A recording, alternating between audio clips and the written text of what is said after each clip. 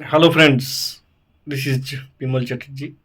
আজ একটা নতুন মুভির রিভিউ নিয়ে আপনাদের সামনে চলে এসেছি।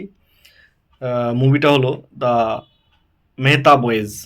এটা বমন ইয়ারানির ডাইরেকশানে, এবং বমন ইরানি নিজেও এখানে অভিনয় করেছে। এটাতে অবিনাশ তিওয়ারি। বেসিক্যালি এটা একটি বাবা ছেলের বই। বাবা ছেলের মধ্যে যে কনফ্লিক্ট বা দ্বন্দ্ব থাকে সেই নিয়ে এই বইটা। এরকম ধরনের বই অনেক বলিউড এবং হলিউডে এসছে, যেগুলো আপনারা দেখেছেন। তো যাই হোক, বইটার রিভিউ আমার তো ভালো লাগলো বইটা দেখে।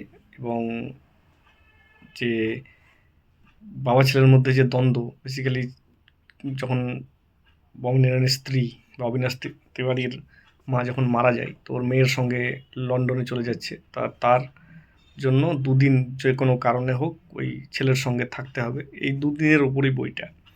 তো বাবা ছেলের যে দ্বন্দ্ব সেটা বেশ ভালো করে দেখিয়েছে, এবং খুব সুন্দরভাবে স্ক্রিন প্লেগুলো করেছে। তো ছবিটা যেমন আপনার অ্যানিম্যাল ছবিতে দেখিয়েছেন, সেই একই ধরনের, মানে বাবা আর ছেলের মধ্যে যে এটা কোনো সিনগুলো খুব ভালো দেখিয়েছে। যেমন একটা সিনেমা, একটা এই যে অবিনাশ তিওয়ারি আর বোমন ইরানি একটা এতে বসে মদ খাচ্ছে, তো সেই টাইমে যখন বলছে যে তোমার কিছু কিছু সময় আমি মনে করি যে তোমার মাই ঠিক ছিল, তো ছেলেকে বোঝানোর চেষ্টা, বা কি হয় যে একটা সময় আসে, মানে আমরা ম্যাচুরিটি কাকে বলি, যে আমি 18 বছর ভোটের দেওয়ার বয়স হলো মানে ম্যাচুরিটি চলে এলো, এরকম তো হয় না।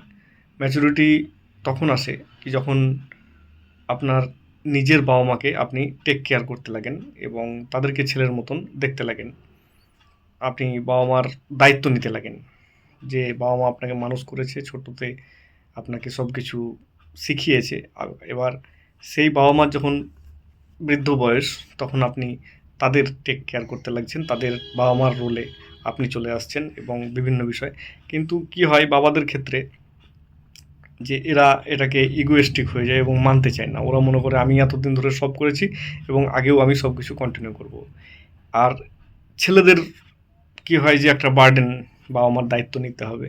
তো বেসিক্যালি এই জিনিসগুলোই ছবিতে খুব ভালো এবং সুন্দরভাবে দেখিয়েছে। সিনগুলো খুব ভালো, ছবিটাও ভালো, স্টোরিগুলোও ভালো। আর বমন ইরানি আপনারা সবাই জানেন একটা ভালো অ্যাক্টার, এবং এই বয়সে এসে এসে ডাইরেকশানও করছে। তো এক কথায় বলতে গেলে মুভিটা ভালো। আপনারা যারা এরকম মুভি আপনাদের নিজেদের জীবনেও অনেক এরকম দেখা যায় আপনাদের আশেপাশে, যে বাবা মা এবং ছেলের মধ্যে যে দ্বন্দ্ব চলে, তো সেই সব দ্বন্দ্বগুলোকেই বেশ ভালোভাবে ফুটিয়ে তুলেছে এই ছবি।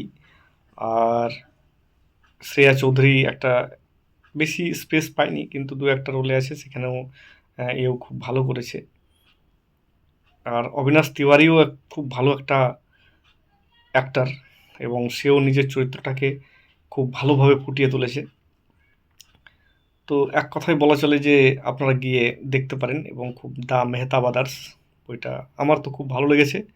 তো আপনাদের কেমন লাগছে সেটা এসে কমেন্ট বক্সে জানাবেন। আর ভালো লাগলে আমি এটাকে 3 স্টার দিতে পারি।